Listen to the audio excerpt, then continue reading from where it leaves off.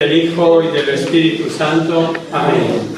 Jesús, luz verdadera que ilumina a todo hombre, luz que llega a este mundo. Nosotros sabemos que tú has venido de Dios el Padre para ser nuestro Maestro. Enséñanos los caminos de la verdad. Las palabras que oímos de ti son espíritu y son vida. Pero ¿quién es digno de abrir el libro rompiendo el sello? Tú solo. Tú que diste tu vida por nosotros y nos compraste para Dios con tu sangre. Danos a conocer los misterios del reino de Dios y las inagotables riquezas de tu corazón. Descúbrenos los tesoros de la sabiduría y de la ciencia de Dios que en ti se ocultan. Haz que tu palabra penetre nuestras almas, guíe con luz nuestros pasos, ilumine nuestra senda, hasta que amanezca el día y se disipen las tinieblas. Tú que vives y reinas por los siglos de los siglos. Amén. Bueno, buenas tardes a todos. Buenas tardes a todos. Con todos entra todos. No, eso es una chorrada actual. A todos. A todos, que es castellano puro de toda la vida. Entonces, os decía que a los veteranos y a los que venís hoy por primera vez, que nos alegramos mucho, los nuevos me refiero, que estáis en vuestra casa y que el tema del curso obviamente está muy avanzado. Desde octubre para acá estamos en todo caso en el capítulo 12 del libro del Apocalipsis, terminando el capítulo 12. Y la semana pasada, el lunes, estábamos vamos a terminar con el texto, o sea, los últimos versículos ya del capítulo 12, nos dimos cuenta que se nos había echado el tiempo encima y dijimos, bueno, pues comenzamos el lunes con esta lectura. Os lo digo, nos quedamos en el capítulo 12 y pretendíamos leer del 13 al 18 de los versículos del capítulo 12.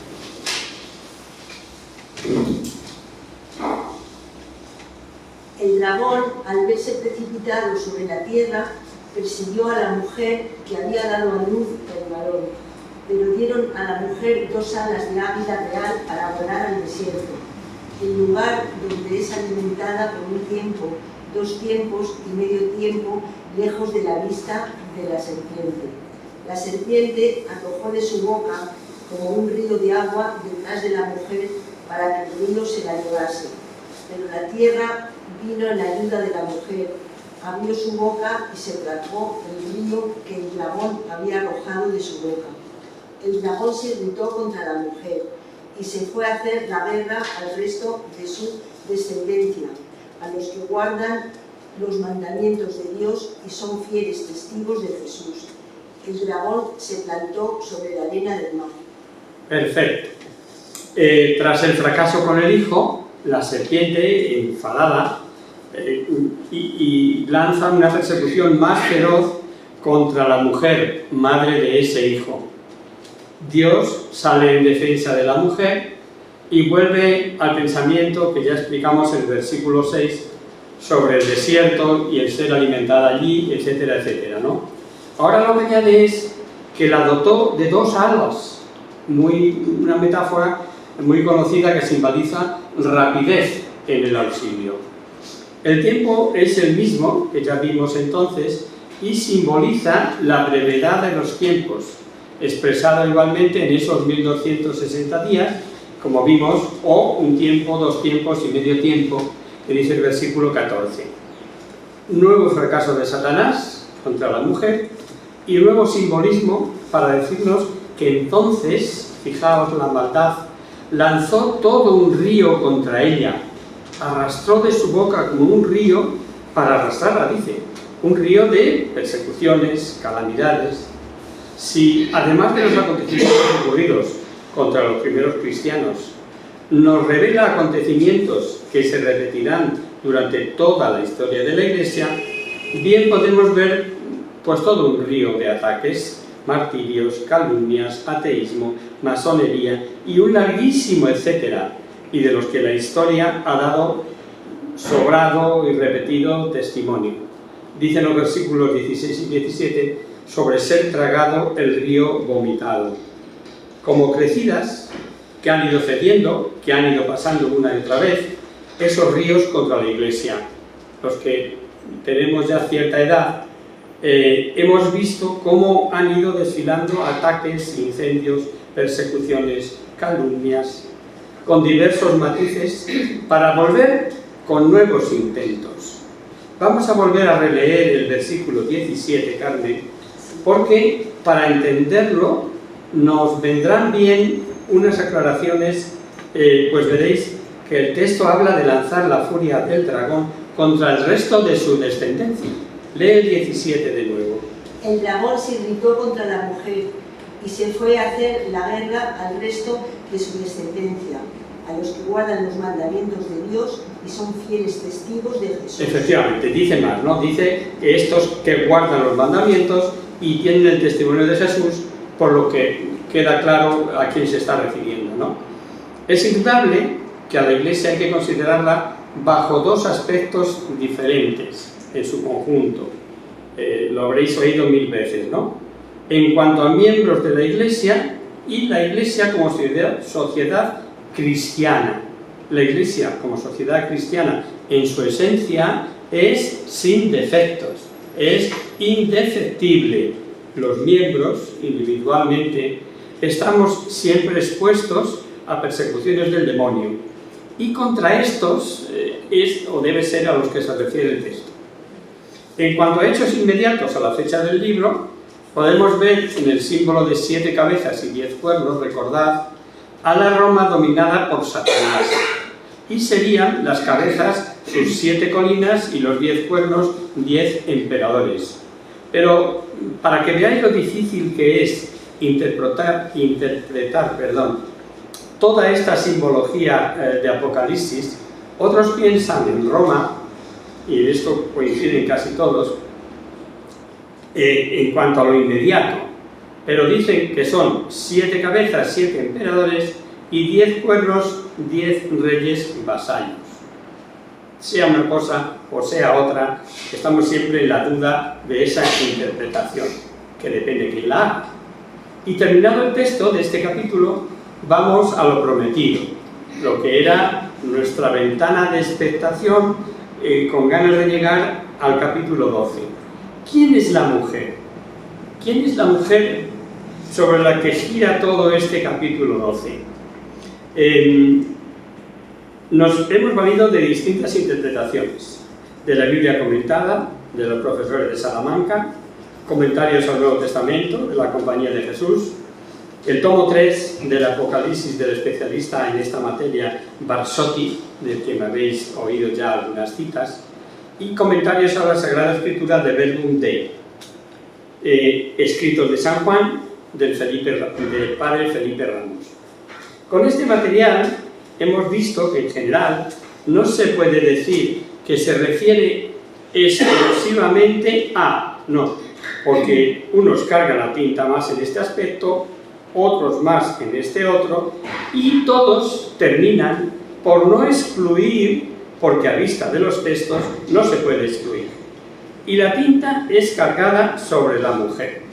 Y la mujer es Israel, es la Iglesia, es María, o tanto María como la Iglesia. Todos tienen sus razonamientos, todos dan sus razones, pero lo que no cabe duda en absoluto es de las enseñanzas mariológicas de este capítulo, que son una gozada. Solo un pequeño repaso. En el versículo 5.1, la mujer es de naturaleza humana, pues da a luz un varón, no cabe duda. Segunda cita, también del versículo 5, es madre de quien ha de regir todas las naciones, luego madre de Jesucristo, que está, por cierto, en el mismo trono del único Dios, como dice el versículo. Otro, en el capítulo 3, el dragón nada puede contra la mujer inmaculada, ni contra el Hijo. del versículo 6. Va a un lugar especial, alimento especial de Dios para la mujer. Hizo en ella cosas grandes todo el poderoso. Esto estaba revelado por la Sagrada Escritura, ¿no? Y hoy hemos leído, dotada de alas de águila, pudo volar lejos de la serpiente. Volará hasta el trono de su hijo. Asunción, os suena, ¿verdad? Y, por último, por encima de los grandes astros, su vestido es de sol, coronada de estrella. Y no olvidemos que en los primeros capítulos vimos que estrellas significaban ángeles, luego coronada de ángeles. Estoy haciendo un poquito de recapitulación de todas estas cosas que ya nos tienen que sonar, ¿no? Claro, si es que es la mujer, para aceptar esta interpretación hay que creer que la Virgen María es inmaculada, Madre de Dios, corredentora, asunta al cielo en cuerpo y alma. No tenemos derecho a pensar que los demás sean tan pobres en memoria como yo, pero por si acaso es de obligado cumplimiento repetir una vez más, no me canso. Para San Juan, al igual que cuando se refiere al tiempo escatológico, este libro de Apocalipsis comprende todo el tiempo de la historia de la Iglesia, desde la encarnación hasta la parusía, hasta la segunda venida de Cristo al final de los tiempos. Así que el capítulo 13 que comenzamos puede referirse a historia contemporánea del autor, personas, hechos concretos, pero a su vez acontecimientos de siempre en la vida de la Iglesia. Aparece como salida del mar una bestia con 10 cuernos y 7 cabezas, una rara bestia como veremos, y a la que el dragón, Satanás, entrega su trono y un poder fenomenal. La bestia que escucharemos, con poderes infernales, bien pudiera tener su encarnación en el Imperio Romano, pero a su vez veréis que igualmente su poder será permanente en su lucha contra la Iglesia hasta el final de los tiempos, en este periodo que comprende todo el Apocalipsis. Una segunda bestia subida de la tierra, con poder para que los moradores de la tierra adorasen a la primera, capaz de hacer extraordinarios prodigios para extraviar a los moradores de la tierra, y que marcó, selló a quienes le adorasen e hizo morir a quienes no le adorasen. Destacan con estas dos bestias dos distintos poderes satánicos contra la Iglesia. Uno de fuerza, capaz de dominar, esclavizar, martirar, ahí estaría el poder político representado en todos los tiempos, y leyes contra las leyes divinas, poder del dinero, etcétera, etcétera. Y el de la otra, el de perniciosas filosofías que nunca han faltado tampoco. La imposición del ateísmo, la inmoralidad, la pornografía, el divorcio, el aborto, como una eficaz manera de destruir la familia, el ridiculizar la piedad, etcétera, etcétera. Todos somos testigos de una manera u otra de los ataques contra la Iglesia de todos y cada uno de esos poderes que encarna la bestia. Clara demostración de que además de referirse a hechos de entonces, como hemos dicho en otras ocasiones, abarca todos los tiempos. Y no es de extrañar que ante esos poderes, con independencia de que Satanás siempre ha pretendido aparecer con títulos propios de Jesucristo, como veremos, diga el vidente, Juan Claro, que los adoradores de la bestia gritasen: ¿quién como la bestia? Influirán sobre todo pueblo, lengua o nación. Y terminará el capítulo con el anuncio del anticristo y comenzaremos, como no, lo comentaremos despacio, el famoso número 666, el número de la bestia. Vamos a comenzar a leer este capítulo 13. El dragón, el diablo, ha fracasado, tiene el tiempo marcado, en persona ha intentado destruir a la mujer y a su hijo, y ahora se vale de aliados a los que entrega grandes poderes. Hay como una trinidad maléfica: dragón, bestia y segunda bestia. Todo odio como remedio, como imitación de la Trinidad divina, que es todo amor, todo lo contrario. Y en este capítulo se ve la insistencia de Satanás de aparecer como aparece el Cordero de Dios, llaga mortal, pero curada al fin, adorar su imagen, porque ha revivido, marcar los suyos, sellarlos también, etc. Y al igual que Miguel, el ángel, quien como Dios cuenta con poderes para la lucha de la bestia, que recibe poderes satánicos, se dirá, ¿quién como la bestia, no? La descripción de la primera bestia es expresiva, semejante a una pantera, luego astuta y ágil, pies como de oso, potencia irresistible, ¿quién podrá moverla? Fauces de león, feroz trituradora de presas. Es natural que sean semejantes a las bestias vistas por Daniel. Son fuertes poderes feroces a los que Satanás se ha valido y se vale siempre.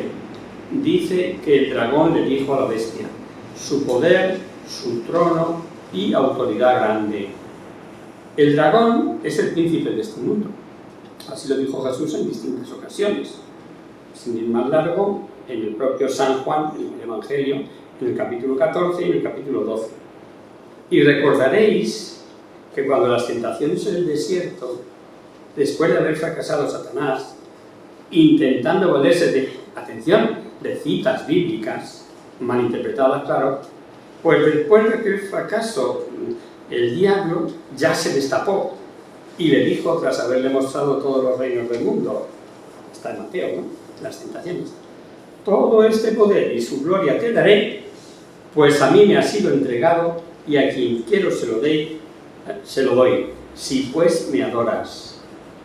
Comentando el texto, apuntan los comentaristas de Verbum Dei una interpretación verdaderamente interesante, digna de tener en cuenta, pues dicen, Satanás, Luzbel, astro excepcional, ¿no sería designado por Dios príncipe de este mundo para el bien? Y al sublevarse y caer, se siguió sintiendo príncipe de este mundo, pero para el mal, príncipe del mal, por al igual que los ángeles de la talla de Gabriel y Miguel. Está claro que fueron designados por Dios para ayudar a los hombres en cuanto se relaciona con el misterio de la encarnación de su único Hijo. ¿No iba Dios a asociar a este gran ángel Luzbel para el mismo misterio?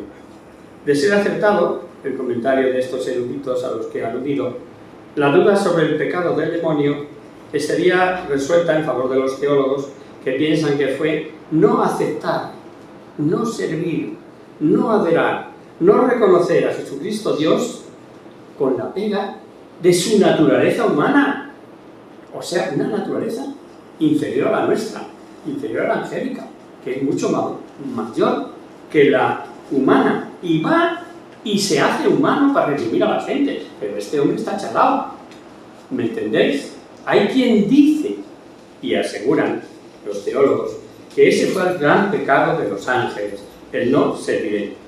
Pero Dios le ha permitido su poder y trono hasta que termine el plan salvífico.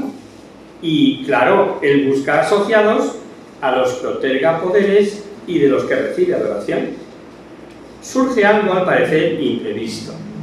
En el cuadro de falsa gloria, una de las cabezas fue herida, dice el texto, y no obstante, aun siendo mortal, se curó. Parece muy probable que, en primera interpretación, esté viendo Juan a Roma, herida de muerte como quedó tras el asesinato de Julio César, que parecía el fin del imperio, y no obstante salió delante, hasta quedó más fortificada con Augusto y su afamada paz augusta. Fue tras la muerte de Nerón, que con la guerra civil parecía herida de muerte, también quedó curada, y siguieron las persecuciones contra la Iglesia. Os habréis fijado que una vez más aparece este afán satánico de remedar, de parecerse al Cordero. Herida de muerte la bestia, resucita. igual que el Cordero. Y como Jesucristo es Dios, y repite la Sagrada Escritura, quien como tú, como dice el Salmo 35, quien como tú, o Yahvé, cantaba Moisés, y el pueblo tras el Mar Rojo, en Éxodo, la bestia hace que sus adoradores griten, ¿quién como la bestia?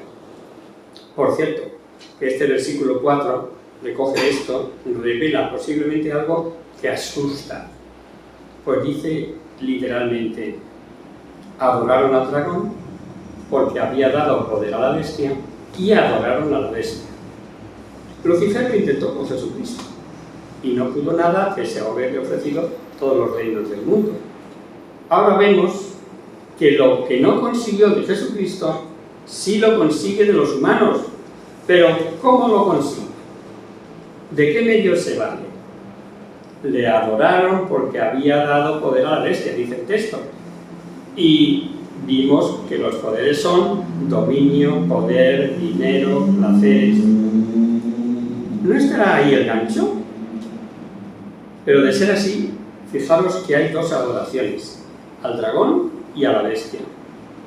Al dragón, que sabemos que es la serpiente antigua llamada diablo, o sea, culto de adoración a Satanás, y sabemos que esto es terrible, pero se da, porque hay quienes adoran al demonio y aunque algo se sabe, no sabemos todas las barbaridades que se cometen en estas liturgias diabólicas y que, por cierto, para que tengan su validez de cara a esta profanación fuera de todo lugar, están los robos a los sagrarios, desgraciadamente. Y no te voy a decir que un mesío, ¿no? Pero cada 2 por 3 se oye algo de esto, que ha sido robado hostias consagradas, que son las que necesitan. En España sabemos que la masonería sigue el rito escocés antiguo, que tiene 33 grados, y sabemos ya que en el grado 20 se comienzan las tenidas diciendo en el santo nombre de Lucifer. Miedo me da hasta rememorarlo o pronunciarlo. Y sabemos que en el grado 25 adoran a la serpiente como representación de Satanás y que en el 29, tras declarar guerra a la cruz, se proclama culto a Satanás del fuego y de la carne. Cierto que si conocéis a algún masón de grado inferior a los citados, dirá que no es así. Pero es que en la masonería los grados son estancos, ¿no? No sabe uno de grado inferior lo que hacen los de grado superior. Y si sabemos de estos, es por haberlo delatado quienes han pertenecido y han adjurado, y hay nombres en la historia que no os voy a citar, logias y ritos. Pero nos queda también, dice, que adoraron a la bestia cuyos poderes conocemos. Ciertamente, los enganchados idolatran al poder, a la bestia. Y toda idolatría supone también culto al demonio. Y si no, recordemos lo que dijo Moisés. Inmolaron a demonios, no a dioses. Esto está en Deuteronomio. Para los que tomáis nota, Deuteronomio 32:17. Y lo que San Pablo dijo a los corintios, digo que lo que sacrifican los gentiles a los demonios y no a Dios lo sacrifican. Esto es una anécdota que oí yo, os voy a contar ahora, a Heliodoro, nuestro querido presidente, que en gloria esté, pero él lo contaba de primera mano, o sea, como vivido por él, ¿no? Y nos decía, si queréis que os amenice la clase, os contaré un hecho histórico que me contó un sacerdote familiar. Cuando un masón quería volver a abrazar el cristianismo, al menos en los años en que pasó el hecho, tenía que abjurar de la masonería y para ello en el obispado ante el obispo cumplía una serie de requisitos y contestaciones a preguntas del señor obispo. Esto no con los masones, pero sí para los que han decidido borrarse del cristianismo, los que llamamos apóstatas, ¿no? Sigue ocurriendo.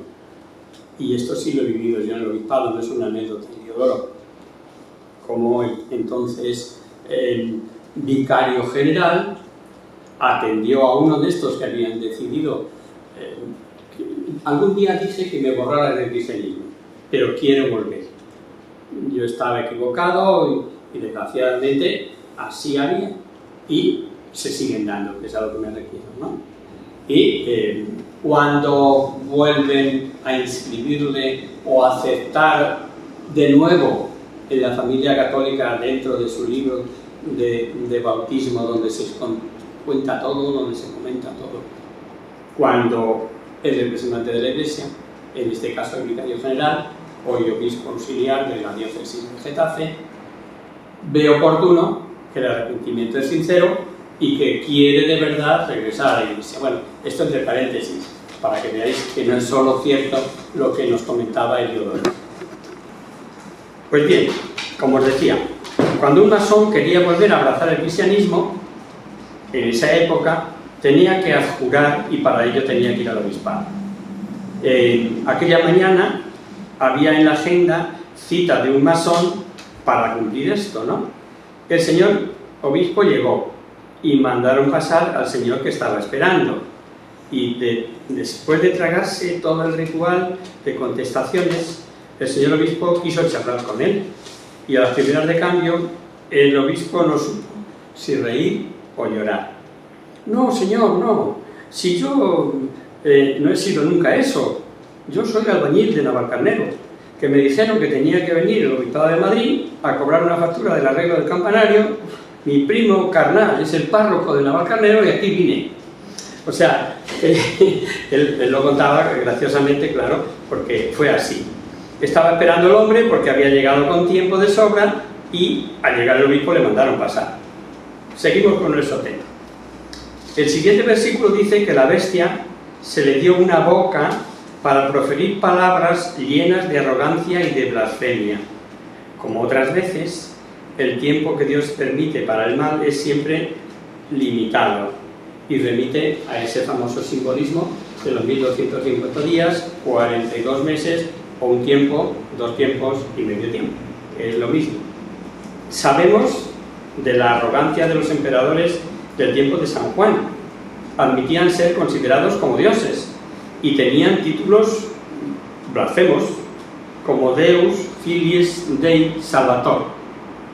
Domiciano los usó en la misma Roma todos, y a su madre, la madre de Domiciano, os recuerdo que la persecución de Domiciano fue mucho peor que la de Nerón, pues llegaron a su madre a llamarle Madre de Dios. Por supuesto, querían no solo a los oídos de los cristianos, sino a de los judíos que creen en un solo Dios. Solo los cristianos, aquellos, soportaron tales arrogancias y tales blasfemias. Si de los presentes hay alguno que dice que sí, les diré entonces que no oye la radio, ni ve ni escucha tertulias de televisión, ni tertulias de pseudointelectuales, ni más que un artículo de eminentes escritores, porque por altanería y hasta blasfemia contra el Papa, contra canonizaciones, contra la defensa de la vida, los cristianos de hoy las soportamos de otra manera a punta pala y, por supuesto, también dañan nuestros oídos.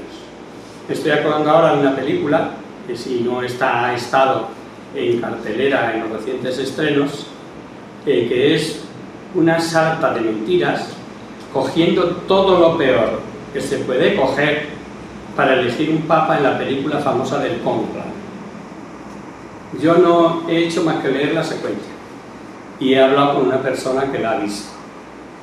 Tremendo, tremendo.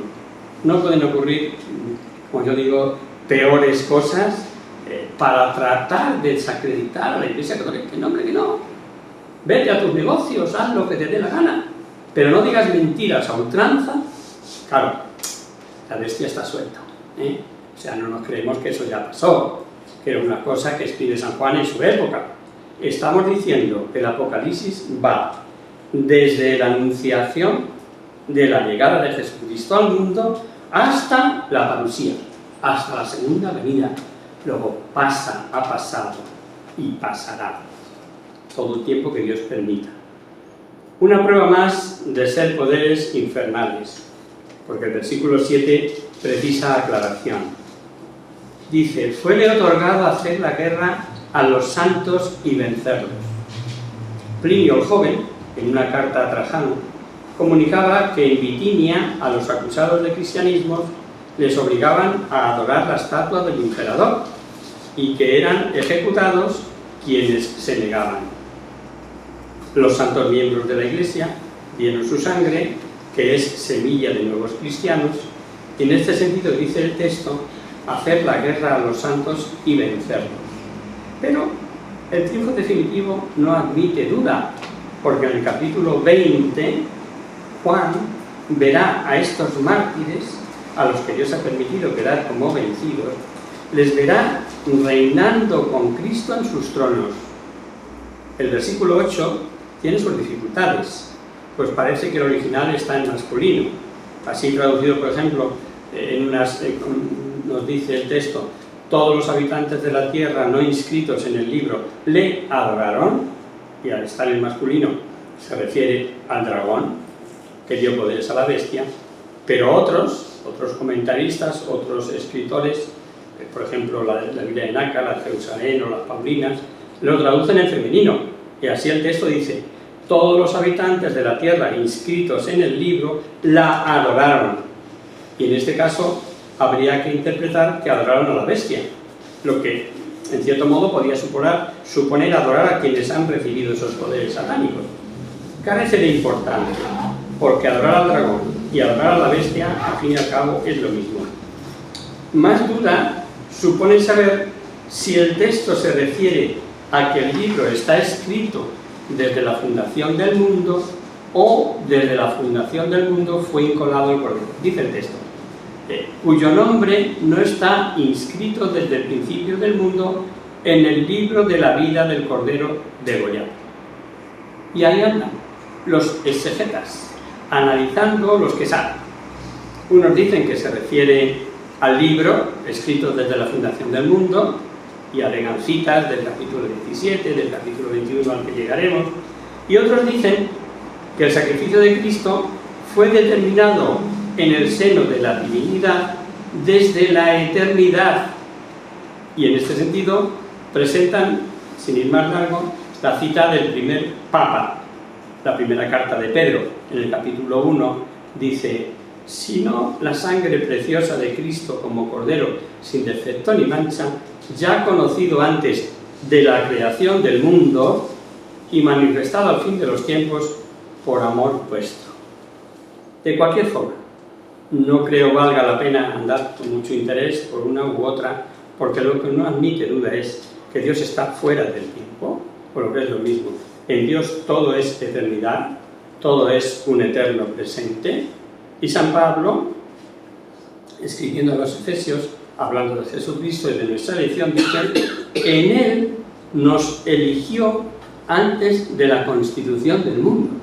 A mí esta cita, porque estoy dando el curso de Efesios en una parroquia, en mi parroquia en concreto, me llama poderosísimamente la atención. Pasamos sobre las citas, porque las leemos, porque las escuchamos alegremente, ¿no?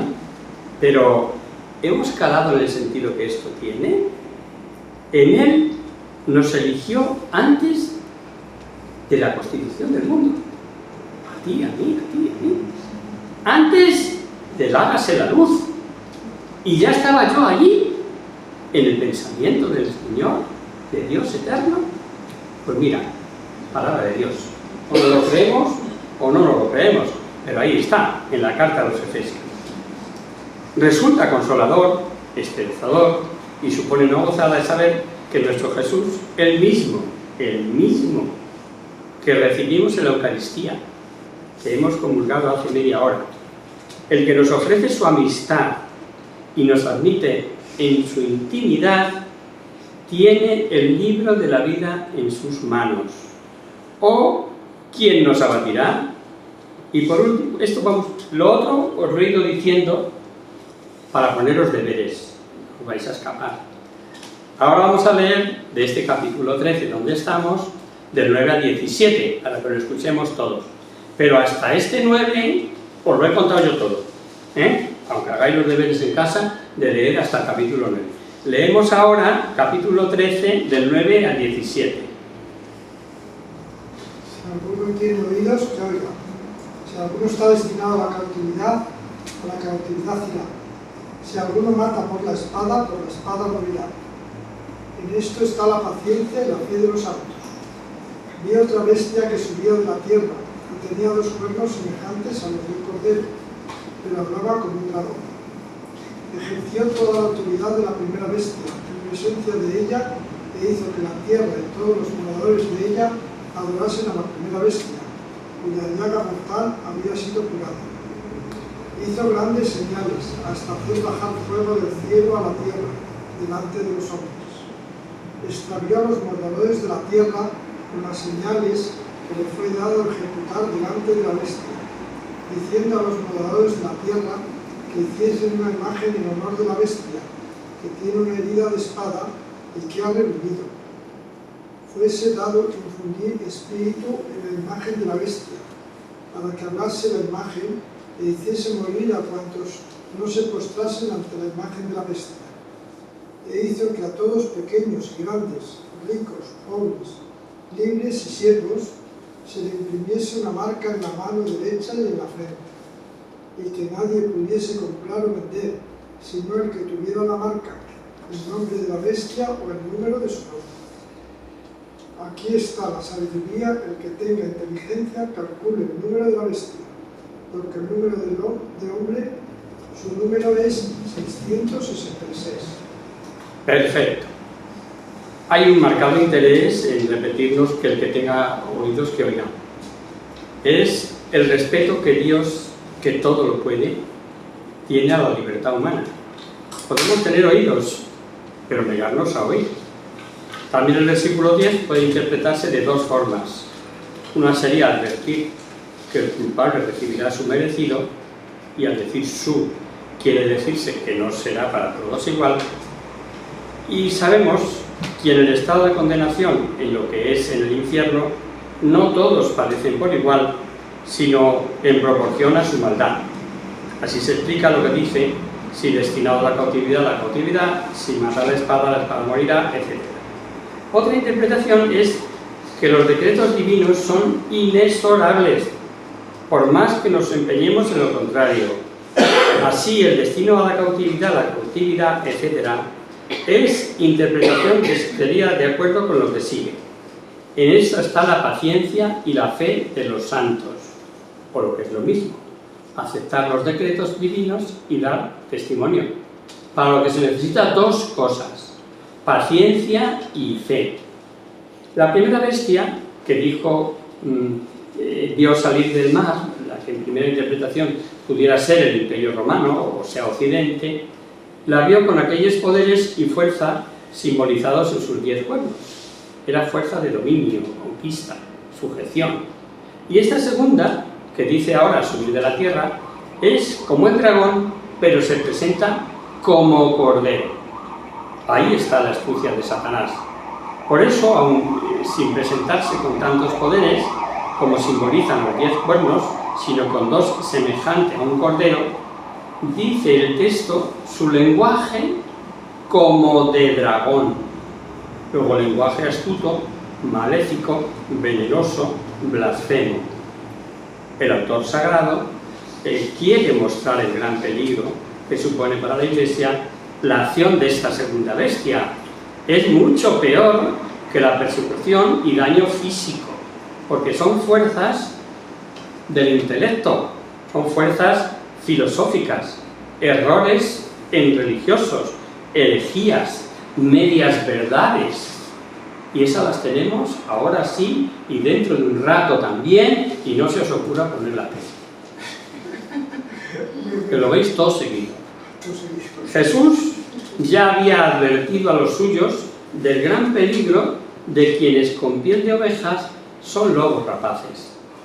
Dice el libro que esta bestia hacía prodigios, extraviando a los moradores de la tierra, con las señales que le fue dado ejecutar. Damos por comentado en la introducción el capítulo de exigir adoración, tener herida moral, revivir, etc. Así como el hacer morir a cuantos no se postrase ante la imagen de la bestia. En cuanto a prodigios, entre los que dice el texto que hacía hablar a la imagen, se sabe que abundaba el fraude respecto de los símbolos. Solo a título recordatorio. El templo de Mitra encontraron unos tubos que hacían aparentemente hablar al ídolo, y Atenágoras, filosófico del siglo II, convertido, y Luciano, hablan de estatuas huecas en las que se metía un hombre y simulaban que hablaba el ídolo. Esto es también servido por la historia, pero prodigios satánicos hubo entonces, ha habido siempre y seguirá habiendo, incrementados en el final de los tiempos, como dice San Pablo, escribiendo la segunda carta a los de Tesalónica.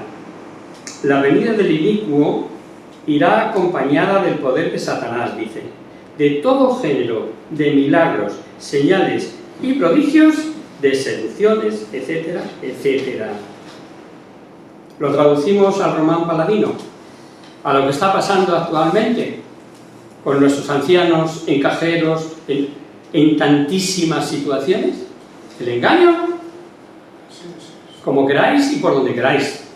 Y no te metas en internet, que por hacer A, haces B, está de tal manera concebido que te suscribes a no sé qué historia que tú no tenías ni pensamiento. Por tanto, las trampas están a la orden del día.